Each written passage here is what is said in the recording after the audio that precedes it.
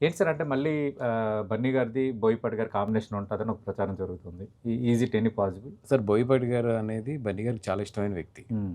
ఆ టైము, కథ కుదిరినప్పుడు డెఫినెట్‌గా ఆయన చేస్తారు బోయపాటి గారికి. ఓకే. బట్ ఏంటంటే ఆ టైము, ఆ కథ అంతా సెట్ అవ్వాలి. But he is one of his favourite director okay. Boyapati గారు. బోయపాటి గారు. Great sir.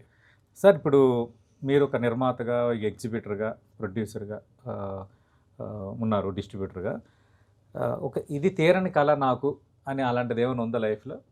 ఇండస్ట్రీ పరంగా గాని, మీ పరంగా గాని? ఇది నాకు నేను అంటే 2 ఉన్నాయండి. హ్మ్. ఇంకా బన్నీ గారితో డైరెక్ట్ ఫిల్మ్ చేయలేదు. మీరు డైరెక్ట్ ప్రొడ్యూసర్‌గా. డైరెక్ట్ ప్రొడ్యూసర్ ఇంకా చేయలేదు. ఓహో! అదొకటి. ఆ! ఏ రోజుకన్నా కళ్యాణ్ గారితో సినిమా చేయాలి. ఓకే. గ్రేట్. అంతే ఈ 2 ఓకే. బన్నీ గారితో పవన్ ప్రొడ్యూస్ కళ్యాణ్‌తో డైరెక్ట్‌గా మీరు ప్రొడ్యూసర్‌గా. ప్రొడ్యూసర్‌గా చేయాలి. నిర్మాత అనే దగ్గర బన్నీ వాసన పడాలి బోర్డు. సింగిల్ కార్డ్ పడాలి అంతే. సింగిల్ కట్ పడాలి. ఓకే. ఉంది అట్లా. గ్రేట్ అదైతే సార్. బాగా కోరుకుంది. బట్ ఓహో! అది చూడాలి. అంతే సార్. అంటే ఎట్లా సార్? అంటే హై స్కేల్ మీద ఉంటదా? అంటే మీరు అనుకుంటున్నారు వీళ్ళతో ఎలాంటి స్టోరీ చేయాలి అని అలాగేమైనా ఉందా?